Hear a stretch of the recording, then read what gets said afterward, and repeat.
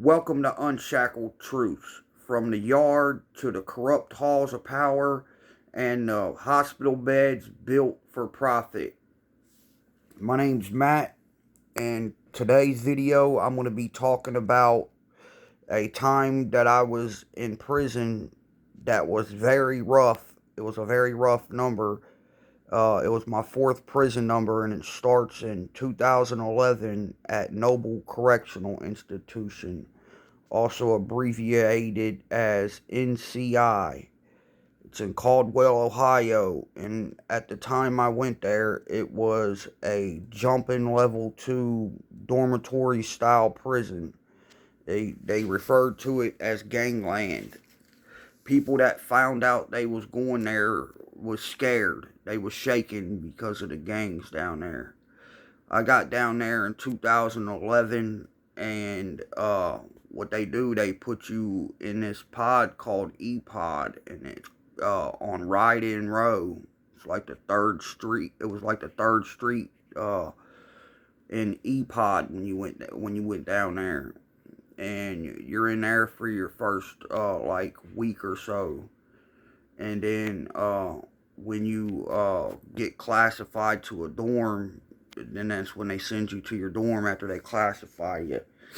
Well, that's what was going on when I was down there. It changed over now. I heard there's a bunch of sex offenders down there and stuff now. But anyway, when I was down there, it was straight gladiator school, straight jumping down there from the start. You know, well, after I get classified in E-Pod, they send me to A1 unit, Alpha 1. That's the 18 to 21-year-old dorm. And on one side, they got over 21 overflow, but most of them's 18 to 21-year-olds. I got into A1, and as soon as I got in there, I got tried. I got tried as soon as I got in there, and I wasn't even in there like a few days, and I ended up having to fight a dude. And the guy kept thought he was picking a shot, and I ended up turning around. And, at Noble, they got a back wall. Anytime you want to fight, you got to go to the back wall, and that's where me and dude went. And yeah, I lost the fight. I ain't gonna lie, I got whooped, but that dude never messed with me again. He had respect for me after that. He seen that I wasn't gonna let him sit there and bully me and push me over. But I was in A1 for about 3 or 4 months, and then they moved me upstairs to A2 because I was too old to be in A1. A1 was 18 to 21-year-old dorm, and it was going in down there. If you wasn't connected, you wasn't surviving in that prison at Noble Correctional Institution. Anyway, I went to A2. I did a lot of my time in A2, and I ended up getting my security lowered to like a 1B, where it meant that I wasn't allowed to work outside the fence, but I could work inside the fence, and I got to put on tans, and they sent me to D1 unit. Well, I didn't last long in D1 because when I was down in the gym, a fight broke out, and I was around the fight. I saw the fight, but I didn't wasn't going about to tell on the guys. I'm not. I didn't do that. Well, anyway, the honor dorm at Noble at the time, we were supposed to set examples for the rest of the yard because we was the honor dorm. Our dorm was in first place. Like every day, every month, they run like a thing. The cleanest dorm goes to chow first. I don't know if they do that in other states, but they do it all over the state of Ohio. And level 2s, like, they'll run, and then, like, if you get the cleanest dorm of the month, like some prisons, they'll give you popcorn once a week all month. They got a popcorn machine. It depends on what prison you're in. But anyway, Noble, you got a popcorn machine too. It stayed in there. You got got it every Friday. You got movies and you got popcorn every Friday. Well, anyway, a fight broke out in the gym and by the pool tables and stuff. I was in there and I was watching people play pool, and a guy got jumped in there. It was started off as a one-on-one fight, and I guess the guy that couldn't whoop him and his buddies jumped in and did it.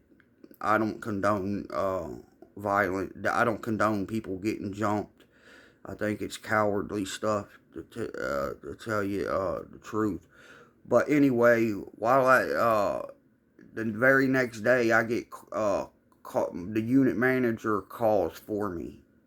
They call for all of the guys in tan that was in the room because they went on across the camera and they identified people that was in the gym. So he called me. And I go in his office, and he asked me if I knew anything about the fight. If I saw it, I said no. He's like, well, you was sitting right in there. We got you on camera sitting right in there. What do you mean you didn't see it? You guys are supposed to, that's part of being in the honor dorm when you're asked to do, if you saw something, you're supposed, blah, blah. Started going on about this rant and threatening and said, well, throw me out. We got in an argument in there. I said, throw me out. I said, I didn't come over here to be your personal snitch. I come over here to make my time a lot easier. And he told me to pack my stuff, that I was moving, that I wasn't going to be. So I did. I packed my stuff. And he sent me to one of the roughest dorms in there, B2. They called it Bad Boy 2. And it was the school dorm where the young kids went to school, and a lot of them lived up there. I was in several fights up there. The first fight I got in was with my cousin-in-law. He was used to doing time in Arkansas, and he come there running his mouth, and I kept telling him to be quiet and stuff, and he never did. He ended up getting jumped, but I'll tell you that here in a minute. But anyway, me and him ended up fighting. Because when I get commissary and stuff, it was childish now that I think about it, but I would get commissary and stuff because I would hustle on the yard, I would clean shoes, I had a connection to the hot trash because one of my buddies, he worked in the warden's office. I got one, and I was in the honor dorm with him. He's from my city, and the warden gave him steaks out of his fridge and everything, but I would get the hot trash because my buddy, his people had money, and he had money on his book, so he gave me hot trash. He gave me like stuff that people got taken from him and stuff, and it got to the point where people would come to me to and give me stuff to get their stuff back for them. But anyway, he would see my hustle and live, and I treated him like family, and I broke bread with him and split everything with him. But when he would get his stuff, you're not my cousin, we're cousins by marriage. But I literally grew up with this dude, like me, him, his brother, and stuff. My dad's ex-wife and her sister used to hang out all the time. We was around each other, so I thought he was cool, but obviously he wasn't. So we ended up fighting one day, and he ended up whooping me, but he left me alone too, and then one of my buddies got mad about it because he heard what it was about. It's about him. Like when I got commissary, he would get stuff off of me, but when I didn't have nothing and I'd ask him for something, he would be all rude to it. And then he heard we fought, and my dude got upset about it, and my dude was a really highly affiliated gang member, and sent 3 dudes to lure him back to the TV room. And once he got back to the TV room, they jumped him.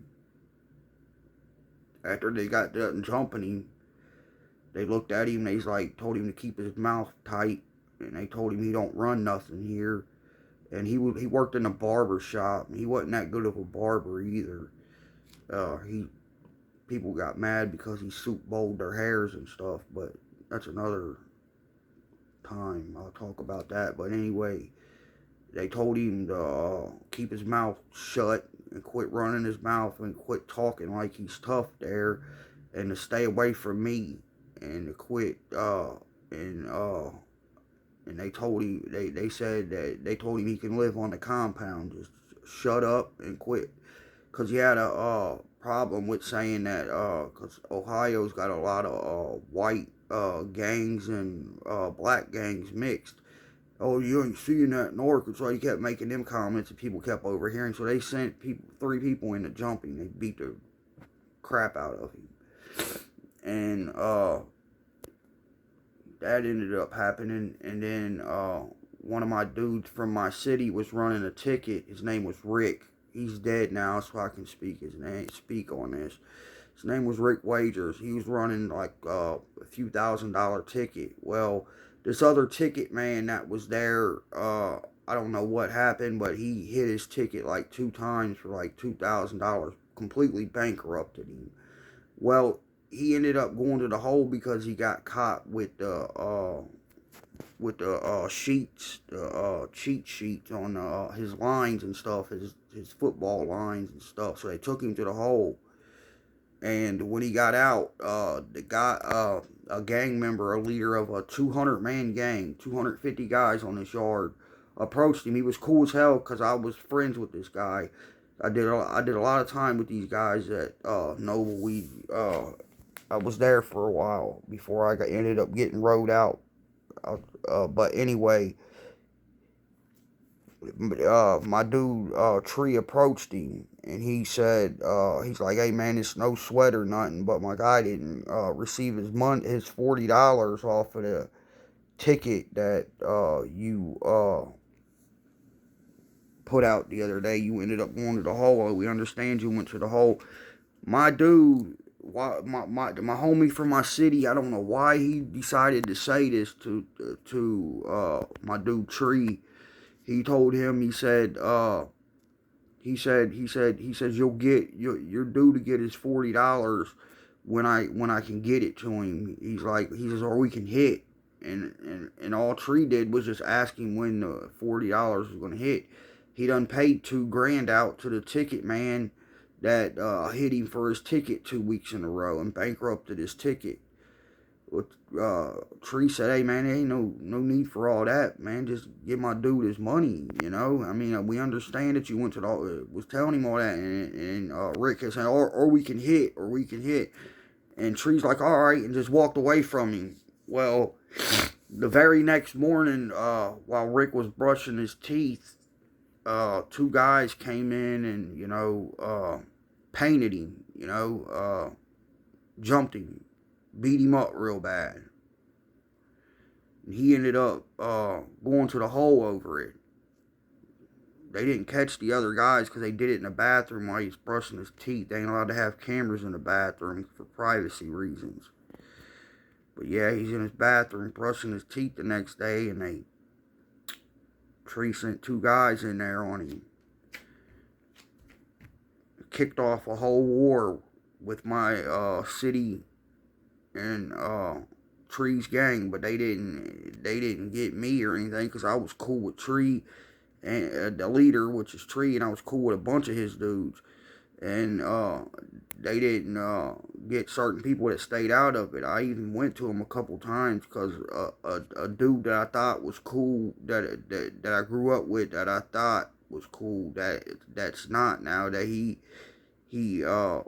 sat and watched my brother OD and die. But anyway, they was wanting to smash him out after that because this dude named Dustin Briscoe, who's not even from my city, he's from this little college town, but he claims my city, talking about, we're about to go to war with these guys over Rick for jumping Rick like that in the bathroom.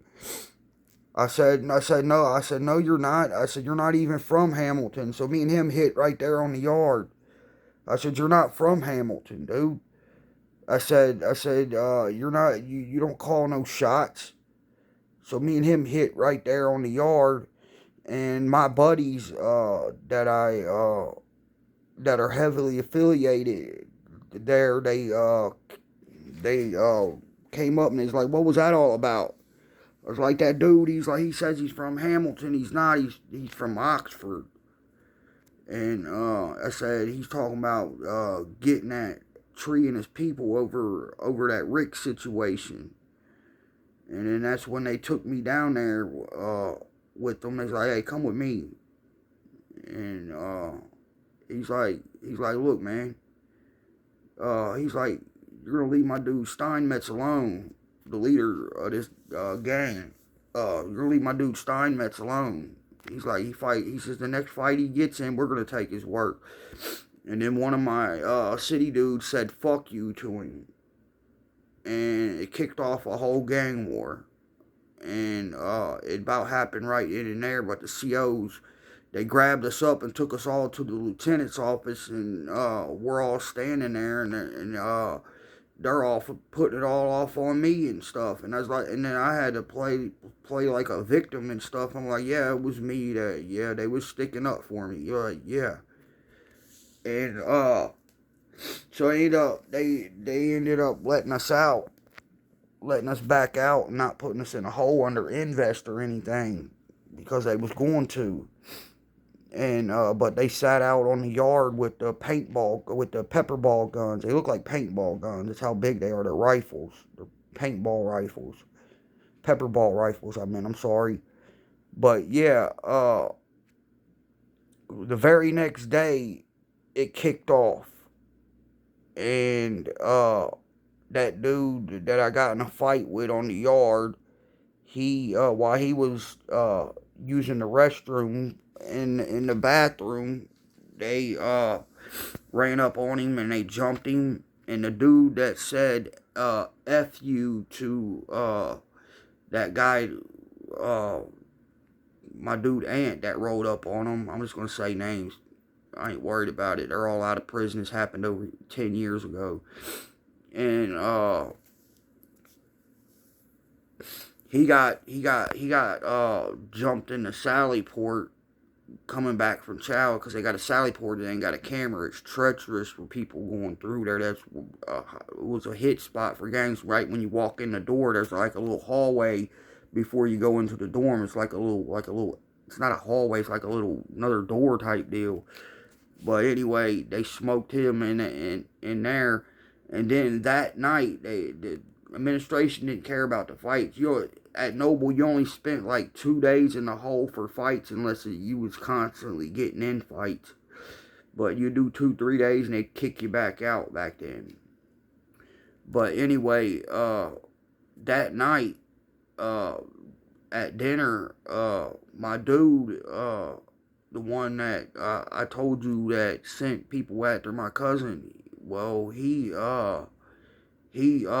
and another one of his gang buddies lured a guy to the inside one of the bunks off the camera, and punched him so hard, sucker punched him so hard in the face that they caved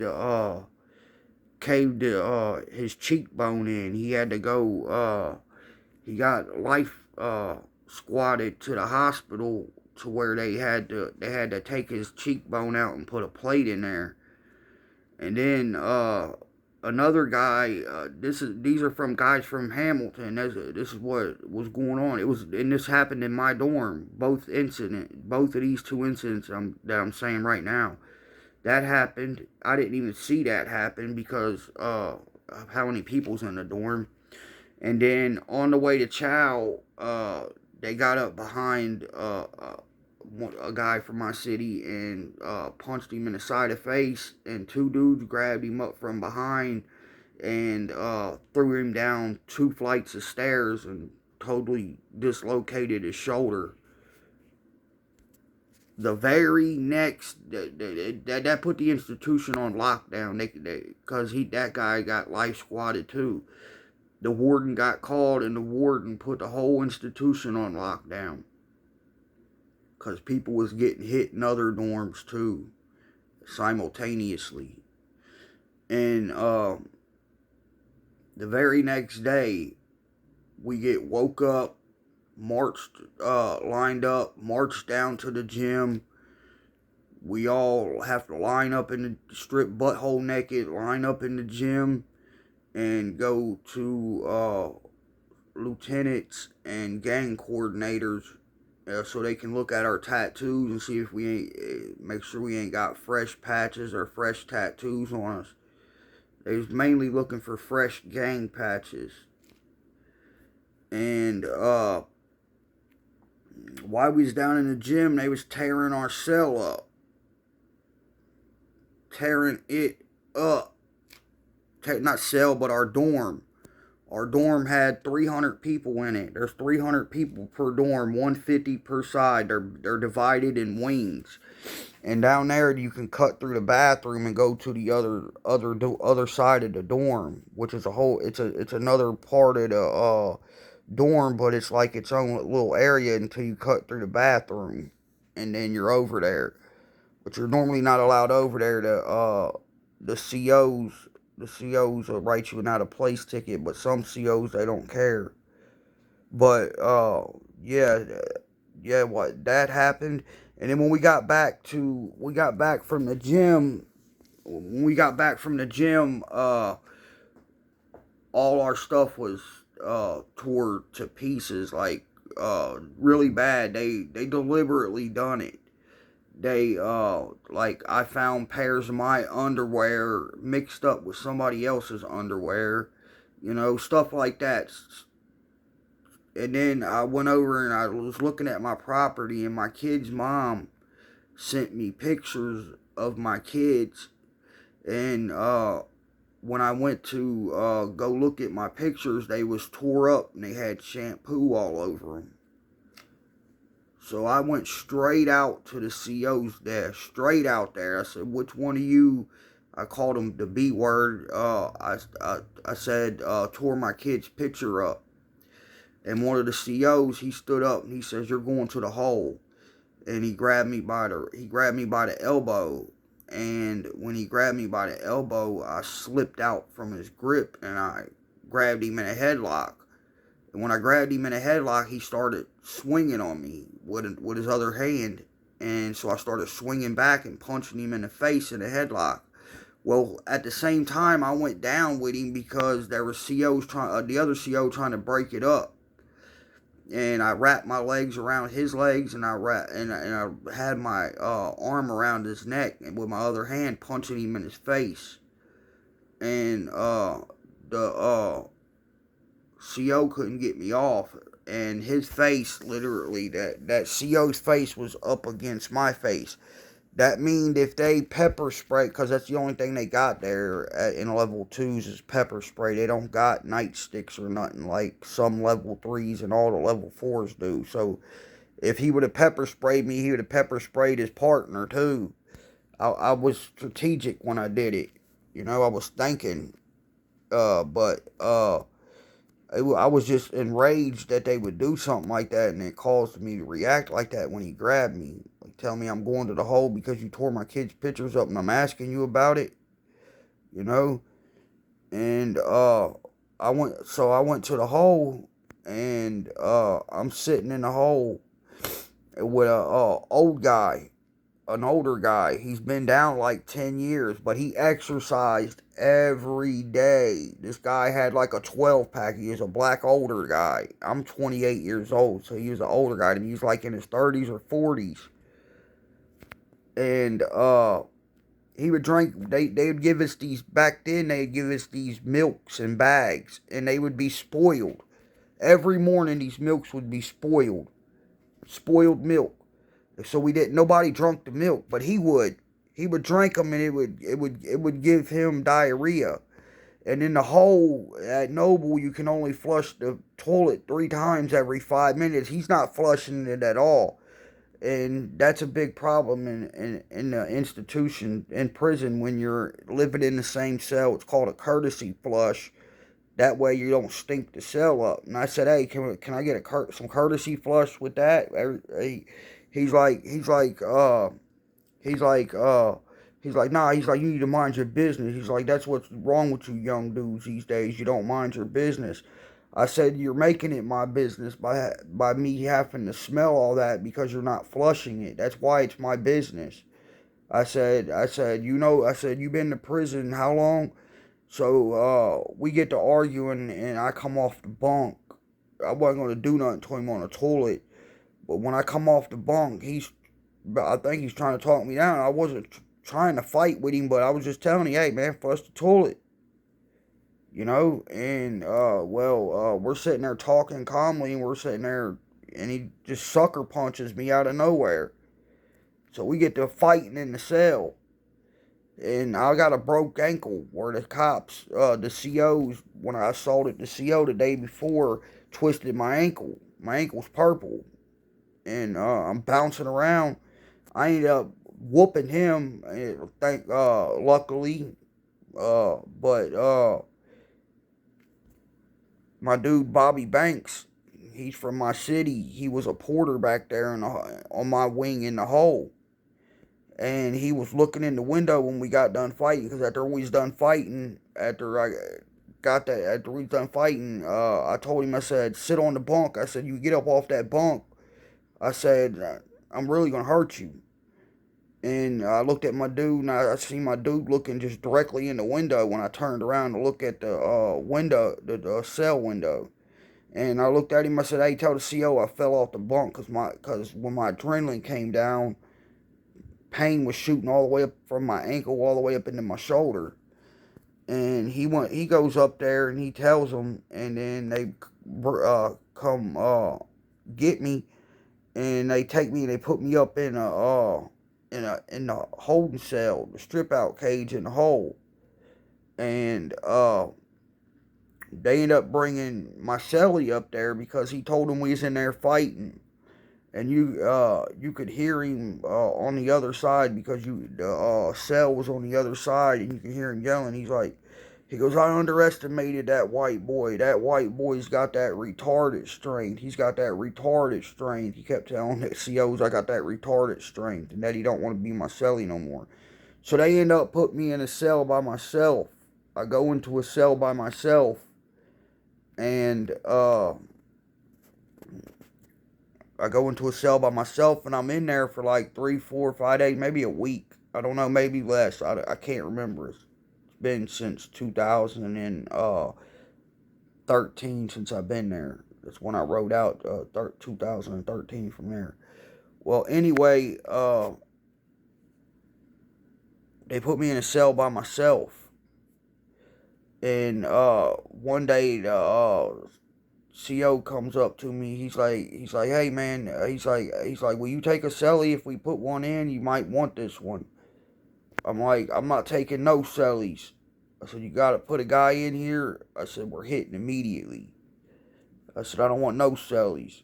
And he's like, well, you might want this one. It's your brother Josh, one that passed away. I was like, all right. I was like, let me see.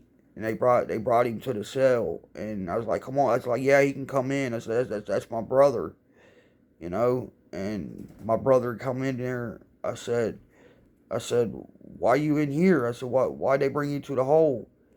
He's like, what? He's like, as soon as I rode in, he's like, they recognized my last name, and they yanked me up, and they put me in the hole, and said that they asked if you was my brother, and I said yeah, and they put me in the hole and said that they ain't gonna have me on the yard either. They're gonna ride me out. And they didn't end up riding him out, but they ended up riding me out. I had mental health come and talk to me. Mental health came the next day to the cell, and she says, if we get you, if we can get you to another level 2 Allen Correctional in the RTU to get you mentally checked out instead of raising your security, will you agree to do that? And I said, yeah. And she goes, will you sign off on the paperwork? I said, yeah, I'll sign off on the paperwork. I said, yeah, that beats having to go to a level 3 or level 4. And I said, are they filing charges on me for the assault? She said no. She said no. And then when I got to talking to her, I said, how soon can I go? She says, we're gonna get you out of here tomorrow. The warden don't want you here. The warden's highly upset with you. She said they're not going to file charges because of how the situation unfolded. She said, but they do want you to get mental health evaluated at Allen. They want you to do 90 days there. I was like, all right, that's fine. She said that. She says, as long as you do that, no charges will be filed, and you won't get your security raised. I was like, okay, bet. So they got me out the next day. I go to Allen. It's sweet. Allen, they had a putt-putt golf course up there. They had better food. It was like a camp, but it with a fence around it. And they had state-of-the-art weight rooms. They had nice library, all that. Real nice prisons. A little prison in Lima, Ohio. But anyway, I go to Allen. I'm in the RTU there. One day I'm out on rec. They got me in the RTU, the mental health. It's the prison mental health ward. And so they got me in the RTU, and there's this guy there that's on suicide watch. He's got a suicide gown on inside the cell with the cell port open. And there was the COs dealing with an emergency. Someone had cut themselves in the unit, cut themselves open, and they was over there with the nurse and the medics and stuff. And that guy calls me over to the cuff port.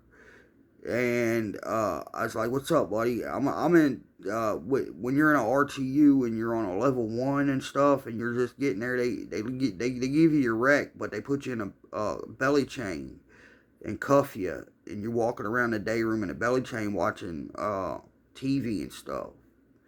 I go over to the cuff port, and I bend down to the cuff port. I'm like, "What's up, man?" And he throws a cup of urine in my face. And I got a white t-shirt on. The urine goes all over my t-shirt and everything.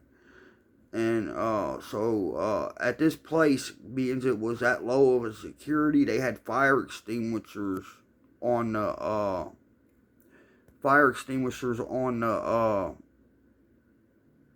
wall. They was just hanging on the wall there. And the two librarians, they had librarians that came over, and they had like a little library in that little RTU unit, and they would assign books to people. And I told them, I was like, "Look, this dude just threw urine on me, and I'm about to spray him with this fire extinguisher." They was like, "No, you're not." I was like, "Watch." So I went and I grabbed a fire extinguisher off the wall with my hands in the belly chain and everything. I had to stand on my tiptoes to get it because it was a little high. And I pulled a pin on it, and I go over to the guy's cell, and he's still in the cuff port laughing because I got urine on me. So he looks at me, he's like, "You ain't going to spray that." And I spray him right in the face with it. And as soon as I spray him in the face, I was like, "Well, I did it once. Might as well keep going." And he stumbles to the back as soon as I spray him, back of the cell, as soon as I spray him in the face with the fire extinguisher. And I stick the nozzle in the cell, and I unload on him. I just hold it there. The CO said when they ran the camera back that I gave him a good 3 minutes. I don't even know how long I gave him. I was blacking out from the urine in my face and on me because I couldn't get in my cell or anything to wash it off. I was in a belly chain, couldn't wipe it off from my face. I had to use my shirt that already had urine on the side of it from where it splashed. I was beyond mad. I was ready to kill the guy. He ended up having to go to the hospital, him and the CO that went in there and got him. And, yeah, that was bad. That ended up getting my security raised right there. Fast. And, they ended up, sending me to the hole. I spent like, 4 or 5 months in the hole waiting to ride out. Because it takes a while for them to ride out, and you spend that in SEG because you got a ticket and you got to do a LC, a local control, which means it's 90 days or 30 days or more in the hole. And I they send me to Noble Correctional Institution, WCI. And as soon as I get there, the warden already knows about the staff assault and what I was doing in Lima prison. And they take me to the warden's office. His name's Warden Crutchfield. And he says, I heard you like to assault staff. He's like, and spray people with fire extinguishers. He's like, you assault one of my staff here. He talked just like that. You assault one of my staff here. He's like, we're going to kill you. Oh, I shouldn't say kill. I hope I didn't just mess my video up. But yeah, he's like, he's talking about ending me. And I was like, I'm not. I said, I want to go home and I want to put this prison stuff behind me.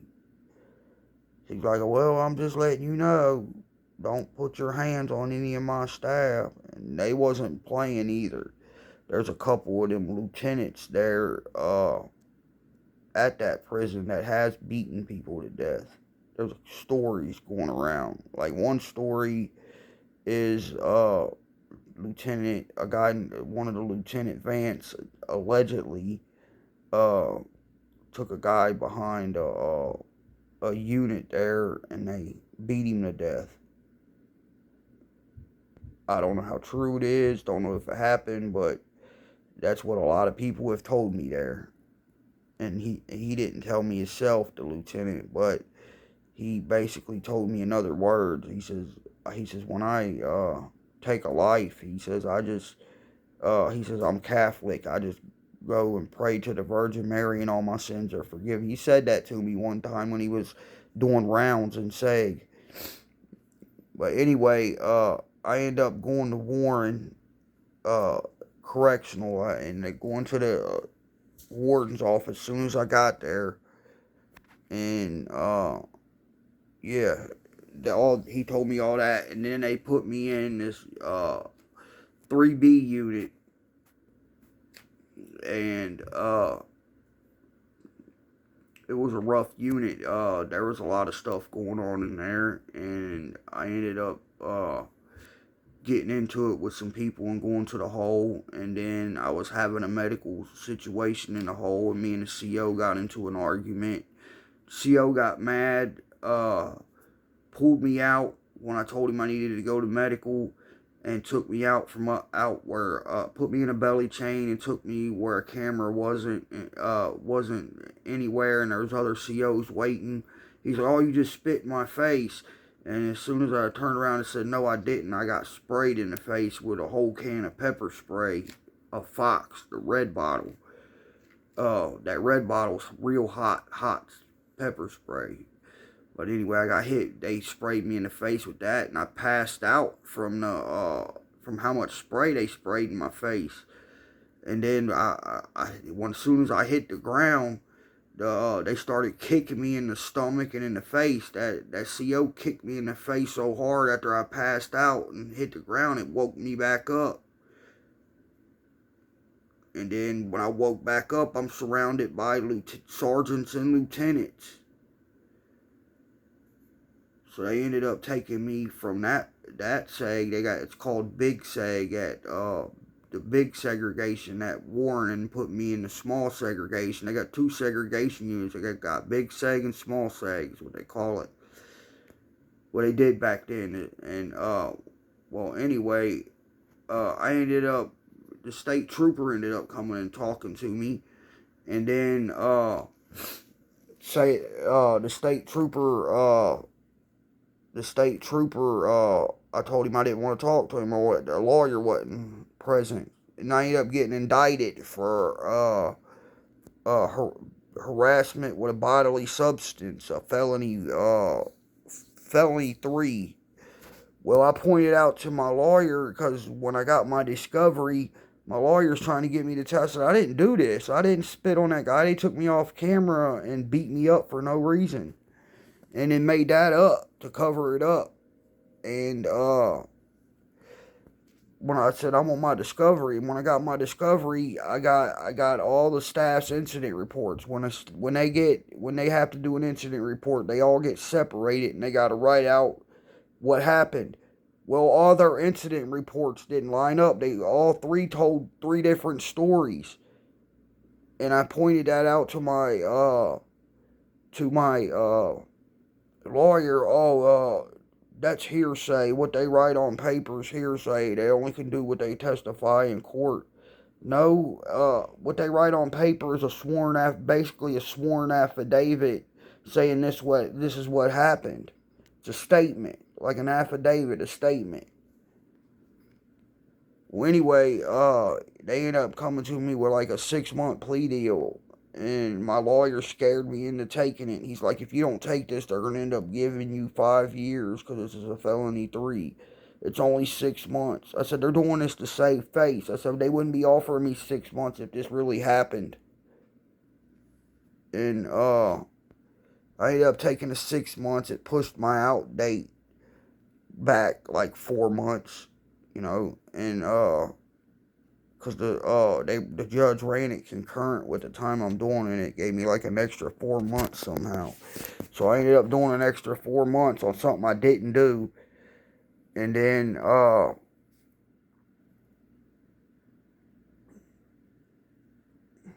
got out in 2016. But I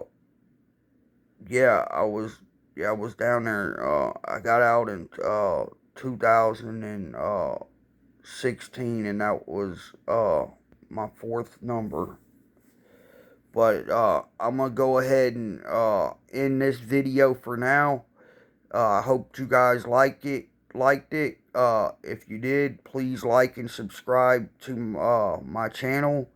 And it was great. It's been great making these videos. Thanks.